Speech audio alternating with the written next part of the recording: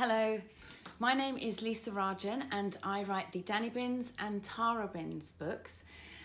They aim to give children a flavour of all the possible jobs that you could do when you grow up and hopefully inspire them and put some big ideas in little minds. Today I'm going to be reading Dani Binns' Practical Paramedic.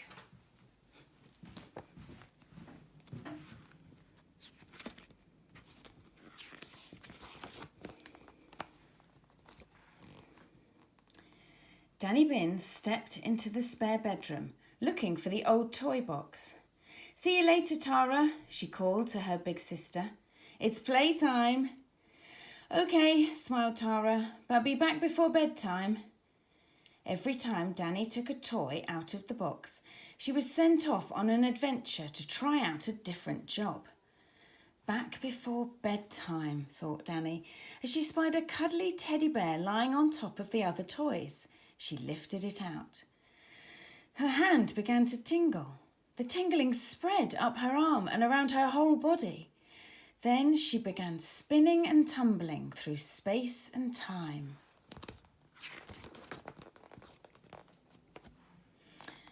When the world stopped spinning, Dani could hear the piercing noise of a siren wailing overhead.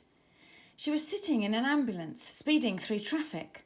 Cars move aside to let the ambulance pass. "Hi, I'm Dani." "Oh, hi, Dani," said the girl to her left. "I'm Asha and this is Ty. There's been a bike accident. A girl has been injured." "You won't need a teddy," said Ty, handing her a case full of medical equipment.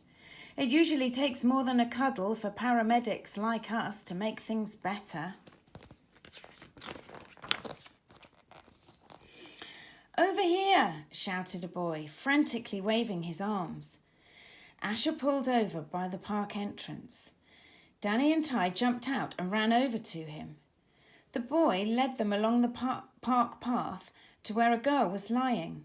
She wasn't moving. Her bike lay awkwardly on the ground nearby. Her helmet had been thrown clear and lay upturned on the path ahead. Ty dropped to his knees to examine her. "Hello, we're paramedics, here to help," he said. "Can you hear me?" The girl stirred but didn't answer. "What happened?" Dani asked the boy.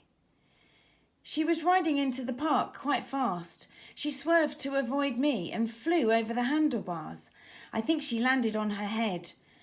I told her not to move. Then I called for an ambulance," he replied.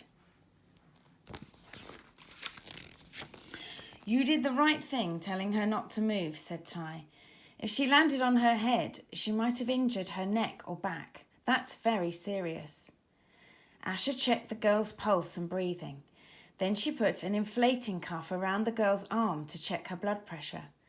Ty shone a mini torch in her eyes to check her reactions. The girl muttered something. It sounded like Benny. "What's your name?" Ty asked her gently.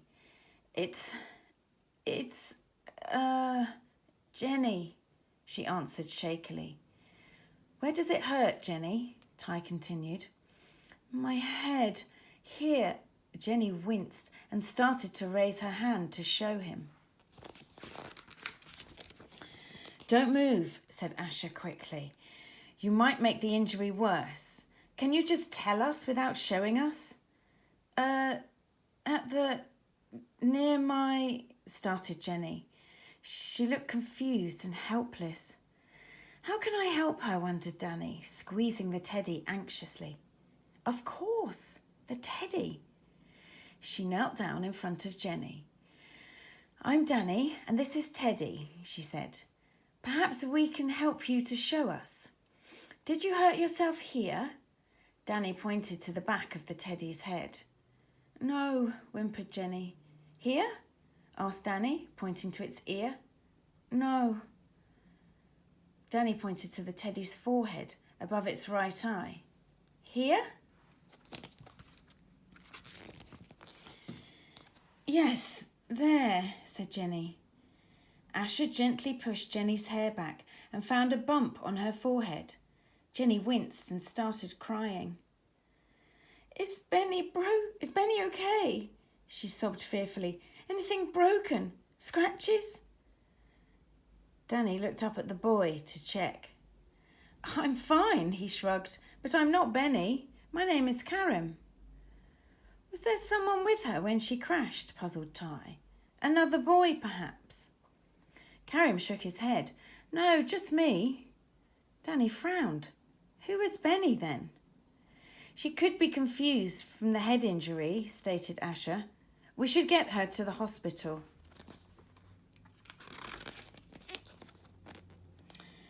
Ty went to fetch the gurney from the ambulance. Asher checked the rest of Jenny's head for bruises. Were you wearing a helmet? She asked gently. Yes, replied Jenny, sobbing again. Asher picked it up, looking for damage. There wasn't any. Does it hurt anywhere else? Asked Dani, showing Jenny the teddy again. Here? Or here? Or here? Jenny said yes, when Dani pointed to the teddy's arm and leg. Asher checked Jenny's knee and wrist.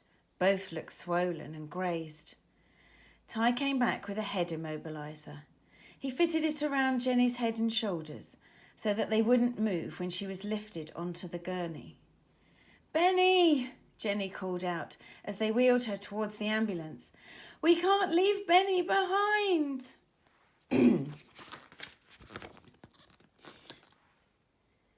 Lenny will be angry with me. Jenny was very upset now. She kept trying to raise her head to look at Karim.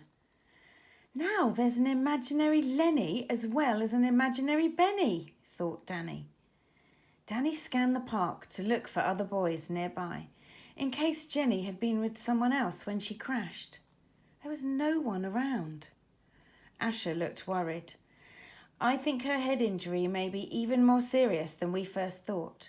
Let's get her to the hospital quickly. Dani gave Jenny the teddy to hold. She hoped it would help calm Jenny down a bit. Something doesn't quite make sense, she thought.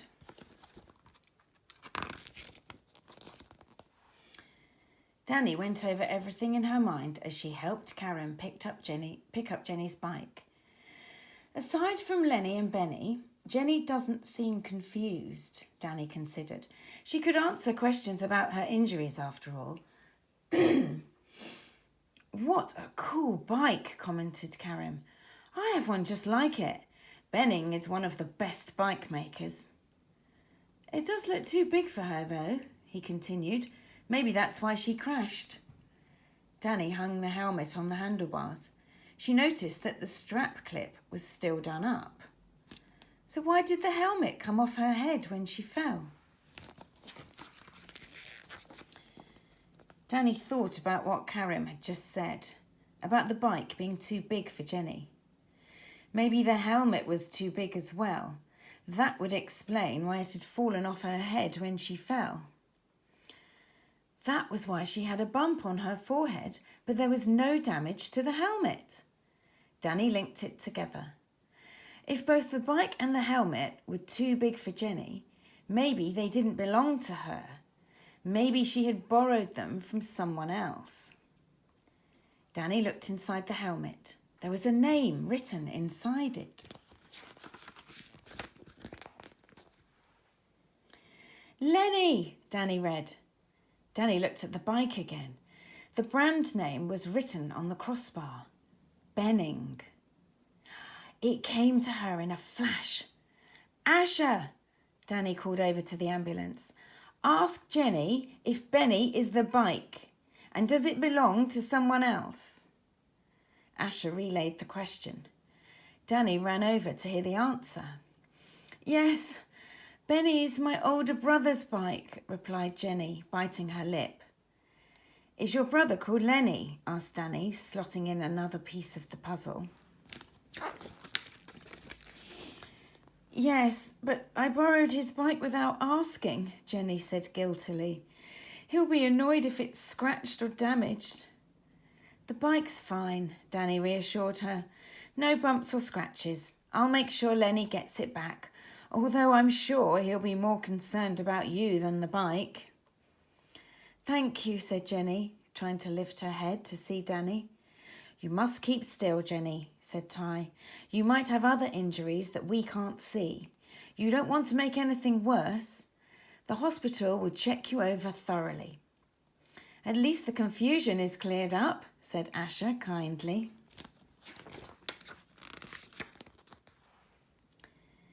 Jenny handed the teddy to Asher. Will you give this back to Dani for me, please? I was wrong, Ty said to Dani. You did need your teddy after all, and we needed both of you. Your practical idea to help Jenny tell us where she was hurt without moving was really important.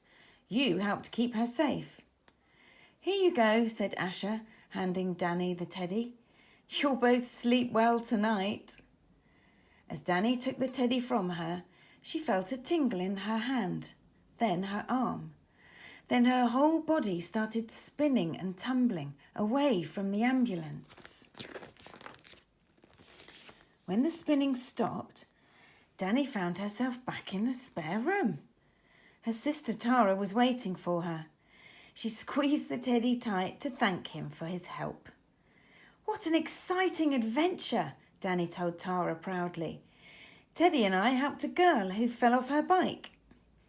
Dani put the teddy back in the toy box. We worked out what was wrong without moving a muscle. The girl's muscles, that is. She had to keep still, you see. Maybe I'll be a paramedic when I grow up.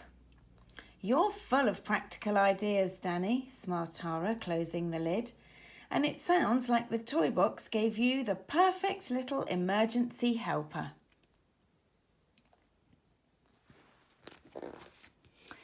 That was Dani Binns, Practical Paramedic. Check out the YouTube channel for some of these other Tara Binns titles, or go to tarabinns.com for the books themselves. I hope you've enjoyed today's reading. Bye.